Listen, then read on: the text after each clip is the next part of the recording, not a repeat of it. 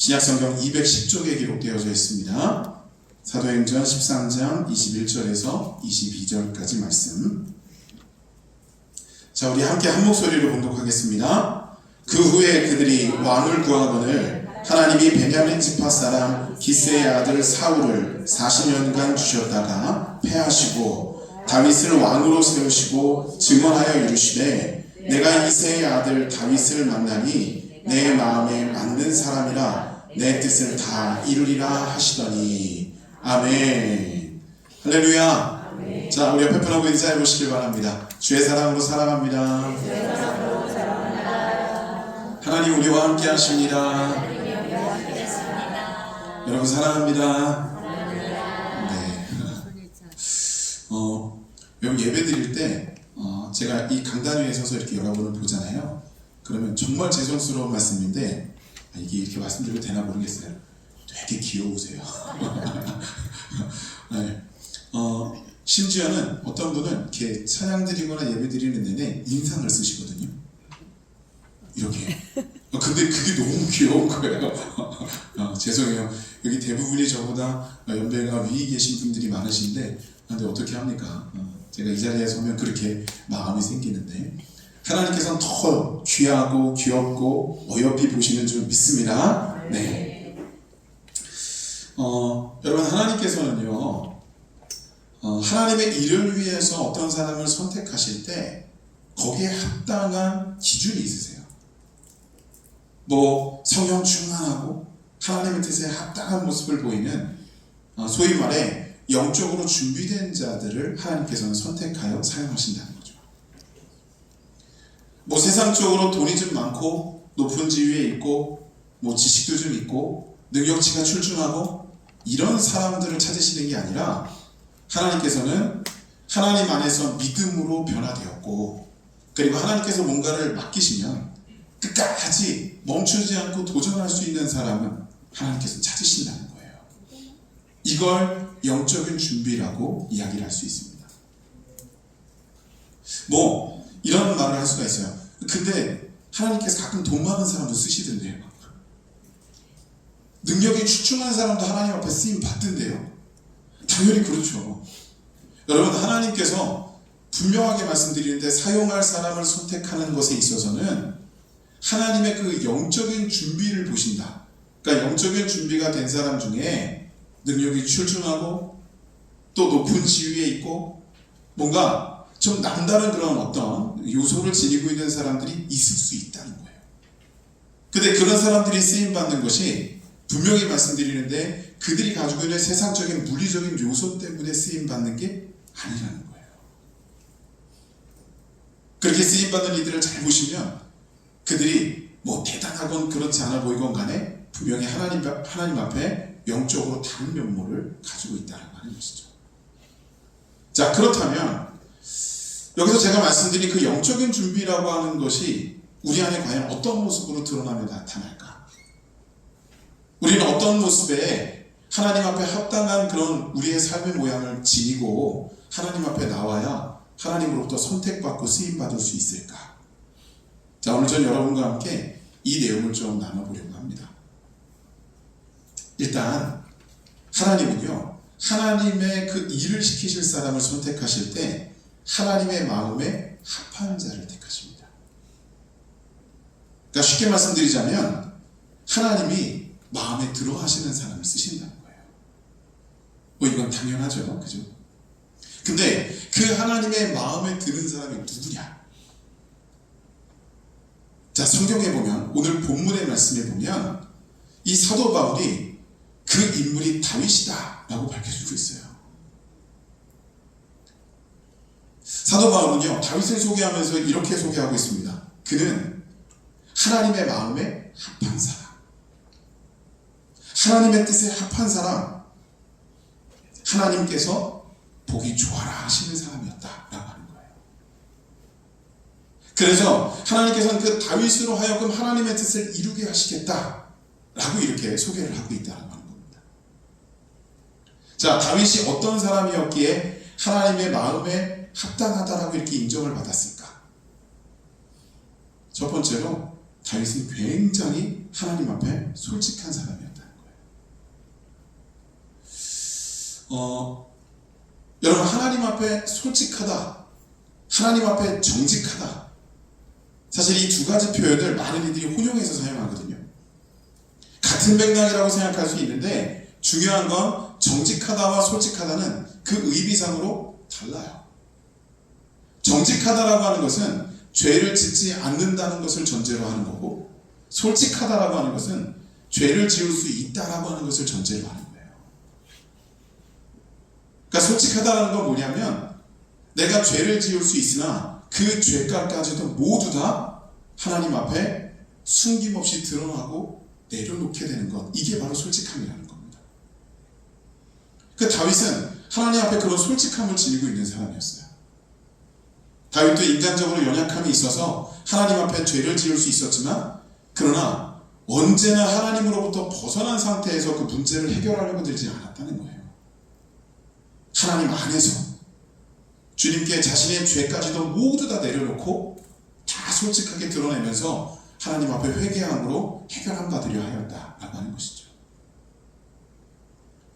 자, 이런 모습으로 하나님 앞에 나아갔던 이 다윗, 하나님께서 그의 솔직함을 귀하게 여기셨다는 거예요. 그래서 사실 다윗의 시편을 이렇게 보면요, 다윗이 하나님 앞에 죄에 대한 부분만 솔직한 게 아니에요. 뭔가를 구할 때도 굉장히 솔직했고, 또 자신의 상태를 아랠 때도 솔직했고, 심지어는 자신을 공격해오는 대적들에 대한 이 다윗의 감정을 표출하는 것도 굉장히 솔직했어요. 하나님은 이런 숨김없는, 하나님 앞에 언제나 오픈되어져 있는 이 다윗의 모습을 귀히 여기셨다라고 하는 겁니다. 여러분, 하나님 앞에 솔직하십시오. 네. 그리고 하나님 앞에는요, 감출래야 감출 수도 없어요. 그러니까 아예 우리가 그냥 하나님 앞에 납작 엎드려서 하나님 앞에 모든 것을 다 드러내고 주님 앞으로 나아가는 것이 합당하다라고 하는 것입니다. 자, 두 번째로 다윗은 순종하는 사람이었다는 거예요. 이 다윗의 순종의 모습을 드러내는 두 가지 사건이 있어요. 대표적인 사건인데, 그 첫 번째가 뭐냐면 다윗이 하나님 앞에 성전을 지어 바치겠다고 하잖아요.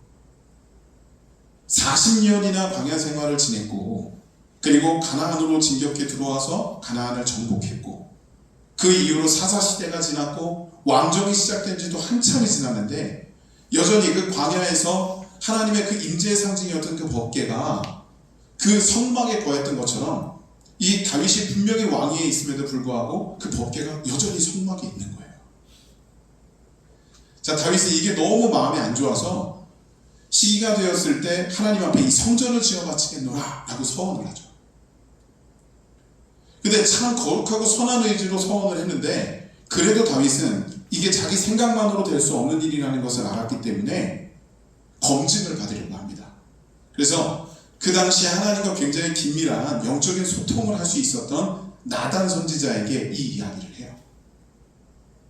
자, 다윗의 이 이야기를 들은 나단 선지자가 바로 어떻게 얘기하느냐면, 왕이여 하십시오.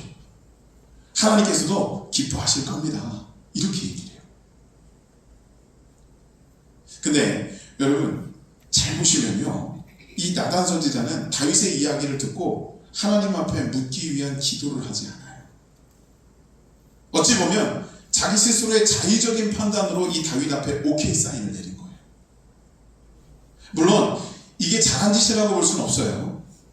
뭐 우리가 생각할 때, 아니 나단 선지자가 갑자기 교만기가 생겼나? 아니면 영성이 떨어졌나? 왜 하나님 앞에 이런 모습을 보였을까? 이렇게 궁금할 수도 있습니다. 근데 이건 나단이 하나님 앞에 뭔가 문제가 생겼던 것이 아니라 나단 선지자도 알고 있었던 거예요.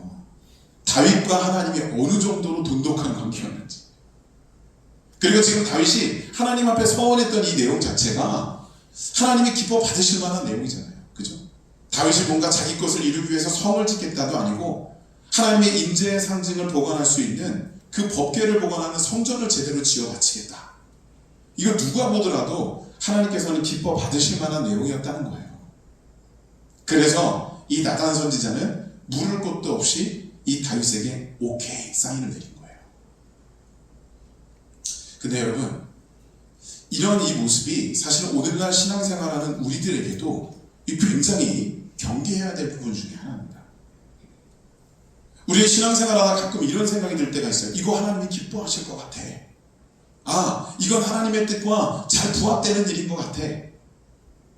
이런 의식을 가지고 우리가 인생을 살거나 혹은 어떤 일을 진행시킬 때가 있어요. 근데 여러분 이걸 꼭 기억하셔야 돼요. 하나님은요 분명히 선하신 분이에요.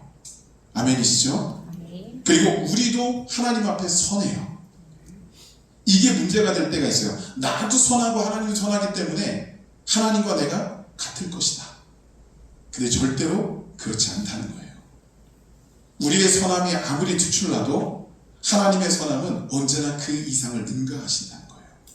그래서 내가 아무리 선한 의지로 하나님 앞에 나간다 할지라도 하나님의 뜻과는 맞지 않을 수도 있다는 거예요.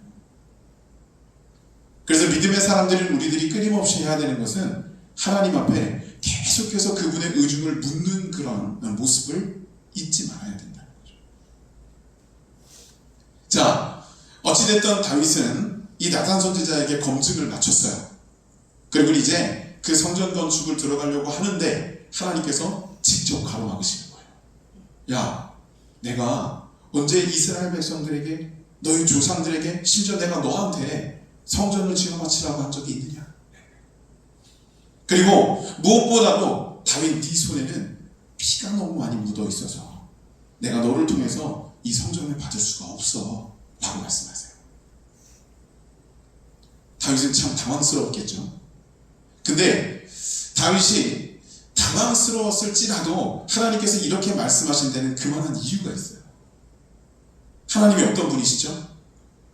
전지전능하신 창조주이세요. 그죠? 그 창조주이신 하나님께서 그 법궤에 국한되어 계실까요? 물론 이 당시 이 법궤는 하나님의 임재의 상징이 맞아요. 광야 생활하는 내내 이스라엘 백성들에게 있어서 하나님의 임재의 상징으로 굉장히 강력한 큰 역할을 했던 그 매개물인 것이 맞습니다. 근데 그 법궤 자체가 하나님은 아니라는 거예요. 그래서 그 법궤가 광야에 있든 성전에 있든 성막에 있든 어느 곳에 있든 하나님은 작정하시면 당신의 영광을 드러내실 수 있는 분이라는 거예요. 그래서 만약에 하나님께서 이 성전이 필요하시다고 하셨다면 다윗 아닌 그 어떠한 믿음의 사람에게라도 성전 지어라 라고 말씀하셨을 거라는 거죠. 근데 그렇지 않았던 것은 하나님에겐 그게 그렇게 특별한 일이 아니었기 때문이에요. 분명히 이 법궤가 하나님의 임재의 상징이에요. 근데 그 하나님의 임재의 상징이 가장 큰 의미로 주어지는 것은 바로 우리 인간들이지 하나님이 아니시라는 거예요. 하나님은 그저 한번 임재하신 그 공간일 뿐이고 임재하신 매개물일 뿐이에요. 그런데 인간들에게는 하나님께서 임재하셨던 곳이다, 하나님이 임재하셨던 매개물이다, 이것 때문에 굉장히 큰 의미를 부여하게 된다는 거죠. 여러분, 하나님에게는요 사실은 그 법궤의 위치, 성전이냐 성막이냐 이게 그렇게 중요한 문제가 아니었다는 겁니다. 그리고 다윗에게 말씀하셨잖아요. 네 손에 피가 묻어 있어서 내가 너로 하여금 성전을 받을 수 없다. 이건 하나님께서 다윗을 홀대하신 게 아니라 다윗을 선택하여 사용하셨으나 다윗의 그 영적인 기능성 자체가 달랐다는 것을 설명하는 거예요. 다윗은 하나님 앞에 전사로 쓰임받았어요. 어딜 가나 하나님을 대신해서 하나님의 그 영적 전쟁을 치러내는 그 전사였다는 거예요. 근데 여러분, 하나님은 거룩이시잖아요. 거룩하신 하나님은 거룩한 것 가운데 영광을 받으세요. 그래서 다윗에게 야, 내가 너를 무시해서 너한테 받지 않겠다가 아니라 다윗의 구별된 아들인 솔로몬을 통해서 그래서 그 성전을 받으시게 되는 거예요. 분명히 하나님은 의중은 있으셨죠. 근데 문제는 다윗의 입장에서는 아무리 그렇다 하더라도 하나님께서 이렇게 말씀하신 내용이 정말 큰 상처가 될 수도 있고 또한 정말 힘든 시험거리가 될 수도 있었다라는 거예요. 근데 다윗은 하나님께서 노하시자 어떤 모습을 보여요? 그 자리에 멈춰요. 왜요? 조금 해볼게요. 하나님, 제가 딴짓하는 것도 아니고 하나님께 성전 지어 바치겠다니까요. 좀 놔둬보세요. 이게 아니라 하나님께서 아니야 하시면 이유 여하를 막론하고 그 자리에 그냥 멈춰서는 거예요. 이게 다윗의 하나님 앞에서의 모습이었어요. 또 한 가지 사건은 뭐냐면요, 다윗도 인간적으로 연약함이 있어서 하나님 앞에 몇 차례 범죄함을 저지르잖아요. 근데 그 가운데 대표적인 게 뭐냐면 자신의 그 휘하 장수였던 우리아의 아내인 밧세바를 취한 사건이에요. 그 밧세바와 다윗 사이에 아들이 태어났어요. 근데 하나님께서는 그 부정한 씨를 그냥 놔두지 않겠다고 작정하셨고 그 아이의 생명을 거두어 가시겠다라고 말씀하십니다. 자, 그러자 다윗은요, 왕복을 벗고 베옷을 갖춰 입고 하나님 앞에 금식하며 매달리며 기도해요. 하나님, 잘못했습니다. 다시 그러지 않을게요. 근데 하나님, 이 아이 좀 살려주십시오. 당연한 아버지의 기도겠죠. 하나님 그 다윗의 기도를 들으셨어요. 그리고 다윗을 용서하세요. 다윗을 용서하셨기 때문에 그 당시에 다윗이 그렇게 범죄했음에도 불구하고 다윗을 살려두신 거예요. 근데 용서는 하셨으나 특별하게 하나님께서 구별하여 선택하신 하나님의 사람이었기 때문에 그가 저지른 죄에 대한 책임을 분명히 물으셨다는 거예요. 그게 뭐예요? 그 아이의 죽음이었어요. 자, 아이가 죽었다. 그러면 다윗은 하나님 앞에 인간적으로 대들 수 있어요. 하나님, 아무리 그래도 그렇지 이 어린 게 무슨 죄가 있다고. 그리고 하나님, 제가 지금까지 금식하며 기도했잖아요. 제가 회개했잖아요. 근데 해도 너무하신 거 아닙니까? 인간적으로는 얼마든지 자기가 행한 일은 뒷전으로 밀어놓고 이렇게 한별하고 대들 수 있어요. 근데 다윗이 어떻게 하느냐 하면 아이가 죽었다는 소식을 듣자 베옷을 벗어요. 그리고 왕복을 다시 갖춰 입고 음식을 가져오라고 시킵니다. 그리고 음식을 먹고 다시 회복하여서 하나님 앞으로 왕의 정무로 나아가게 되는 거예요. 아팠겠죠. 마음이 얼마나 힘들었겠어요. 근데 그렇다 하더라도 다윗은요, 하나님 앞에 구할 때 최선을 다해서 구하고 사역을 다해서 구하면 그 모든 결과와 그 모든 부분들에 대한 그 주권을 하나님께 맡긴 거예요. 그래서 하나님께서 어떤 결정을 내리시든 다윗은 그 결정에 순종했다라고 하는 것입니다. 자, 이러한 다윗의 순종의 모습이 하나님께 특별하게 여겨졌고 하나님은 그런 다윗을 선택하여 사용하셨다라고 하는 겁니다. 세 번째로, 여러분, 이 다윗은요, 하나님을 찬양하며 경배하는 사람이었어요. 다윗이 뭐 악기도 잘 다루고 노래도 잘하는 사람으로 알려져 있는데, 근데 그 모든 것들을 뛰어넘어 이 다윗이 하나님께 찬양 드렸을 때 가장 그 최고의 찬양의 정점이 뭐였냐면 그의 시편이죠. 굉장히 많은 시편을 이 다윗이 하나님 앞에 써내려갔는데, 뭐 전부는 아니라도 그 상당수의 시편이 모두 광야에서, 전쟁터에서, 대적들에게 쫓길 때 혹은 생명의 위협을 느낄 때, 이런 때 쓰여진 그런 시편으로 알려져 있다는 거예요. 자, 이렇다는 건 뭐냐면 다윗이 어떠한 상황과 조건에서도 하나님을 계속해서 찬양하고 있었다는 하는 거죠. 그 찬양 속에는 하나님을 향한 경외심이 묻어 있었고, 자신의 지금 현재의 상황을 하나님 앞에 솔직하게 내려놓는 그런 모습이 있었고, 또한 자신의 그 힘든 것 가운데 하나님만이 이것을 해결하실 수 있습니다, 하나님은 나를 도우실 것입니다 라고 하는 그 기대에 대한, 그 믿음에 대한 그 고백이 묻어 있었다라고 하는 거예요.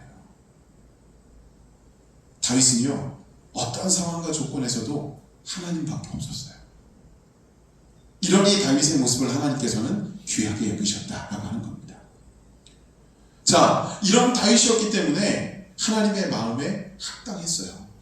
그래서 하나님은 그 다윗을 들어주셨고 하나님의 뜻을 다윗을 통해서 이루어내셨다라고 하는 것입니다. 사랑하는 여러분, 우리도 하나님 앞에 하나님의 마음에 쏙 드는 인생이 되시길 간절히 소망합니다. 그래서 하나님으로부터 선택받아서 사용받는 저와 여러분들이 될 수 있기를 간절히 소망합니다. 두 번째로, 하나님께서는요, 사랑이 충만한 사람을 쓰세요. 창세기 37장에 보시면 요셉의 이야기가 나오죠. 요셉은요, 어린 시절에 하나님으로부터 꿈과 비전을 받습니다. 근데 어린 요셉이 하나님께서 꿈으로 쫙 보여주시니까 이게 너무 신난 거예요. 그래서 자기 형제들에게 가서 막 자랑을 하죠. 근데 이게 화근이 되는 거예요. 이 당시에 요셉의 형제들은요, 대부분이 다 배다른 형제들이었어요. 요셉에게는 어머니만 4사람이었어요. 그리고 아버지 야곱에게 있어서 이 요셉은요, 굉장히 특별한 사랑의 대상이었다는 거예요. 왜냐하면 야곱이 가장 사랑했던 여인인 라헬의 소산이 바로 요셉이었거든요. 자, 이렇게 아버지가 어떻게 보면 차별해서 사랑하는 그 아들이 요셉이었는데, 그러다 보니까 나머지 배다른 형제들이 요셉을 별로 안 좋아했겠죠. 그런데 거기다가 하나님께서도 자신들을 뒤로 밀어놓은 채로 요셉에게만 꿈과 비전을 주셨다는 거예요. 자, 이 형제들이 얼마나 화가 날까요? 그래서 결국 아버지가 보시지 않는, 아버지가 볼 수 없는 광야에서 문제를 발생시켜요. 이 요셉을 붙잡아서 우물에 가둬놨다가 아라비아 상인들에게 팔아버립니다. 그로 인해서 요셉은 애굽까지 끌려가게 되고, 애굽에서 우여곡절을 겪고는 그래도 마지막에는 그 애굽의 총리가 되죠. 자, 총리의 직급을 감당하고 있는 이 요셉에게 시간이 한참 지나서 그 요셉의 형제들이 먹을 것을 구하기 위해 옵니다. 자, 오랜 시간이 지나서 막강한 힘을 지니고 있는 사람이 된 요셉에게 그 형제들이 나타난 거예요. 자, 요셉이 인간적으로 보면 얼마나 밉고 얼마나 야속하고 또 얼마나 화가 났을까요? 마음만 먹으면 얼마든지 복수할 수 있는 힘이 있는 그런 상태. 근데 요셉은 복수하지 않습니다. 그 형제들을 사랑으로 용서해요. 형제들이요, 자신들이 예전에 했던 그 일 때문에 재발이 저려서 이 요셉 앞에 두려움을 표하죠. 그때 요셉은 이렇게 얘기합니다. 형님들이 나를 팔아서 내가 여기 있다고 생각하지 마십시오. 하나님의 섭리 가운데 많은 사람들을 살리기 위해서 하나님께서 나를 먼저 이곳에 보내신 겁니다. 인간적인 생각이나 마음이 아니라 요셉은 그 상황 가운데에서도 하나님의 섭리와 하나님의 사랑을 드러내면서 이 모든 것들을 승화시켰다.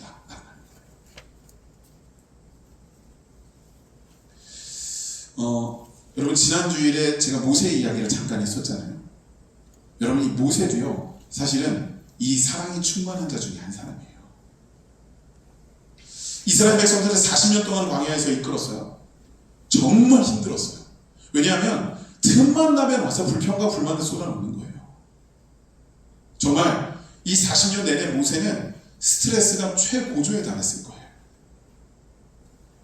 근데 이 이스라엘 백성들의 그 불평과 불만이 정말 최고에 달해서 하나님께서 도저히 견디실 수 없어서 광야에서 이들을 징계하셨던 내용이 민수기 21장에 등장을 합니다.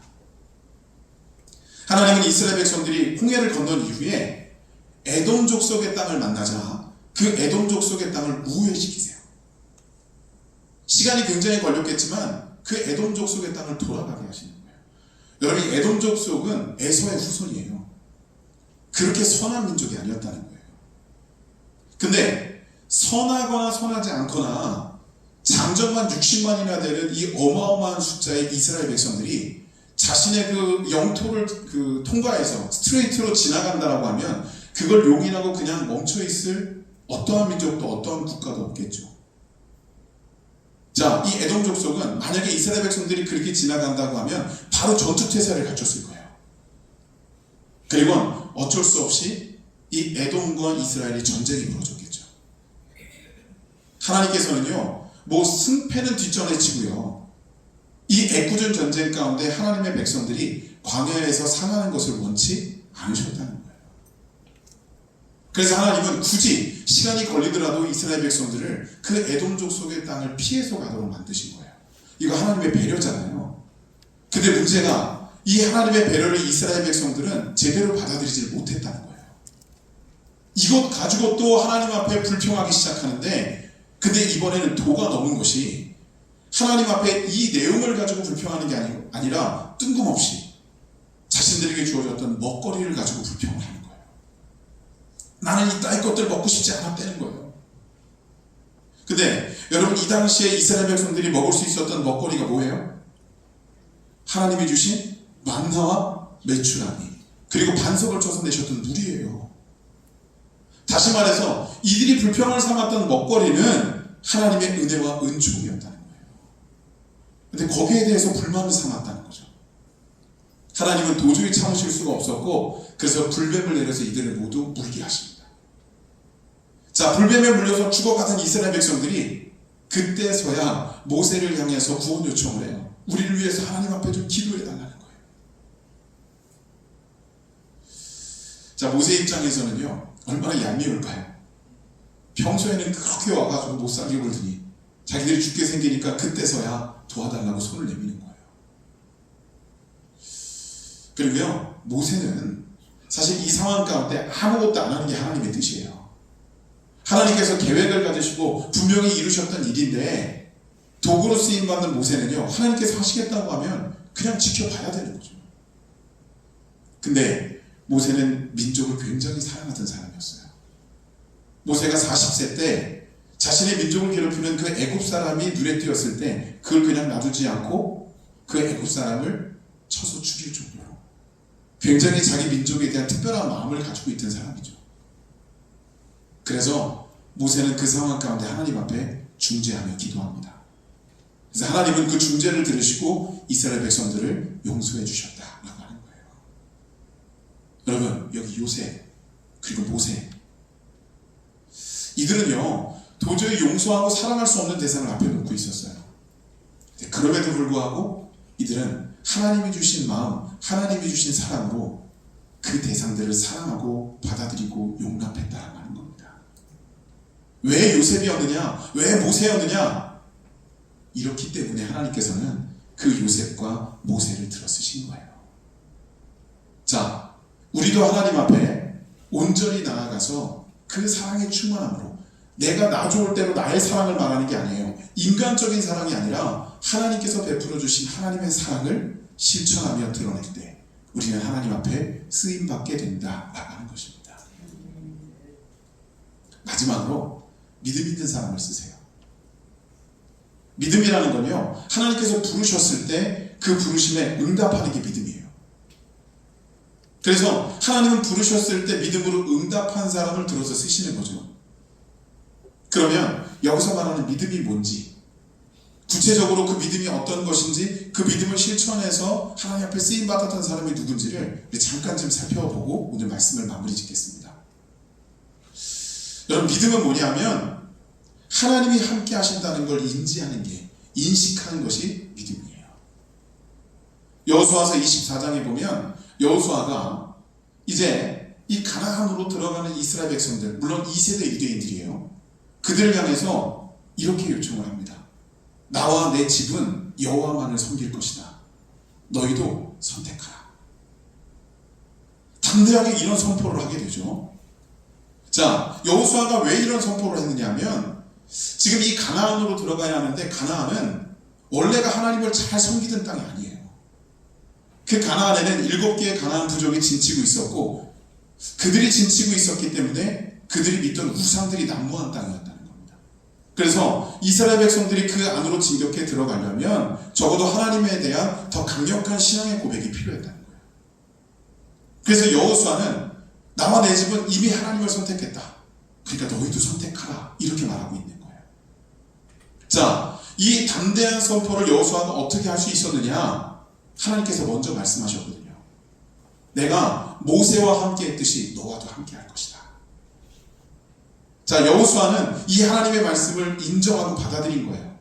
근데 이 말씀이 단순히 여호수아 개인에게 주신 말씀이 아니라 바로 이스라엘 전체를 하나님께서는 책임지시겠다는 메시지였다는 겁니다. 단지 너희가 내 앞으로 나오기만 하라, 나를 선택하기만 하라 라고 말씀하고 계시는 거예요. 자, 이러한 그 하나님 앞에서의 그 온전한 하나님의 임재하심과 하나님의 함께하심을 믿고 나아가는 모습이 여러분 우리 안에 필요하다고 하는 것입니다. 두 번째는 용기 내어 도전하는 것이 믿음이에요. 여호수아서 14장에는 85세의 갈렙의 이야기가 나와요. 가나안으로 입성해 나가는데 지도자인 여호수아에게 갈렙이 요청하는 거예요. 나에게 약속된 언약된 저 헤브론 산지를 달라. 내가 나의 지파인 유다 지파 올라가서 점령하겠다는 거죠. 모두가 뜯어말렸어요. 왜냐하면 여러분 그 헤브론 산지가 그렇게 녹록한 데가 아니에요. 올라가는 데만 굉장한 에너지가 소비됐을 거고 올라가서도 아낙 자손이라고 하는 대단한 민족이 거기 진치고 있었거든요.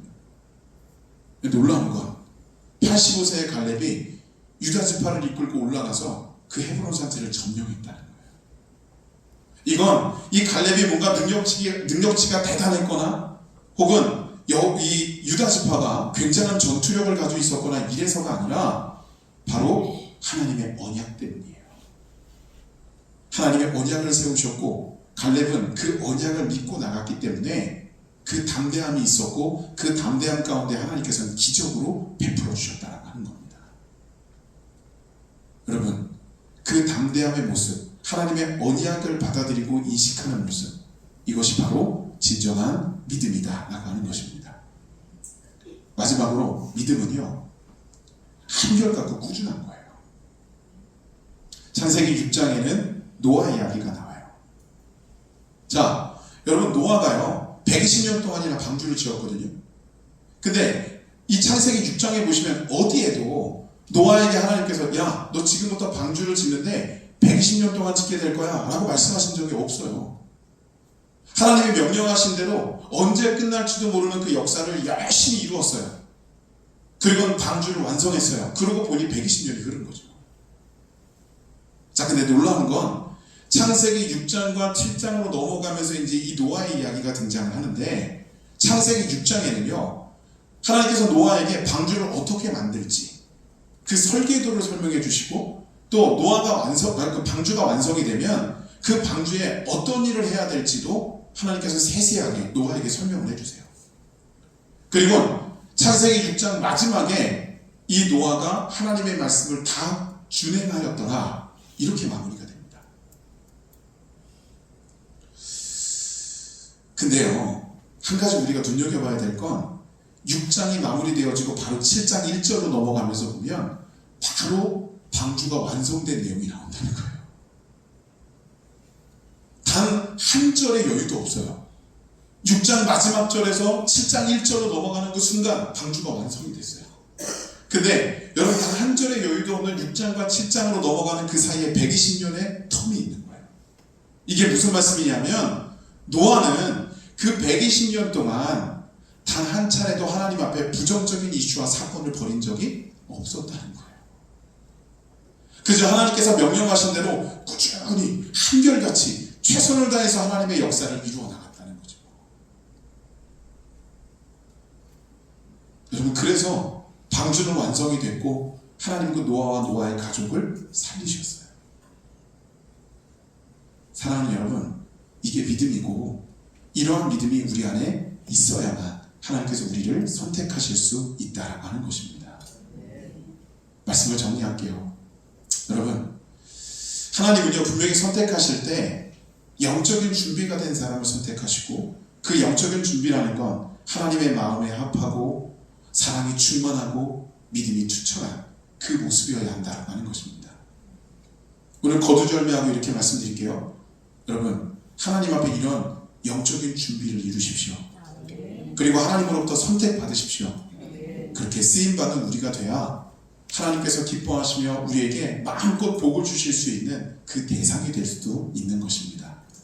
여러분 우리 모두가 그 신실한 하나님의 백성다움의 모습으로 하나님 앞에 바로 서 나갈 수 있는 우리 귀한 영등교회 가족들의 그 신앙의 행보들이 될 수 있기를 주의 이름으로 축원합니다. 아멘. 기도하시겠습니다. 거룩하신 하나님 감사합니다. 오늘도 우리는 주의 말씀 가운데 하나님께서 우리를 어떻게 선택하실지 우리가 하나님 앞에 어떤 모습이어야 될지를 함께 나누고 배웠습니다. 우리가 깨달은 대로 실천하며 나가게 하여 주시옵소서.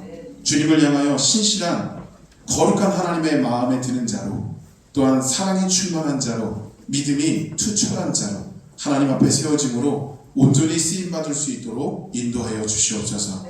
우리 영등포 교회가 주님 앞에 그렇게 세워지는 신실한 기름 부음 받은 우리 모두가 될 수 있도록 인도하여 주시옵소서. 네. 이 시간도 함께 하신 줄로 믿사오며 예수님의 이름으로 기도드렸습니다. 아멘.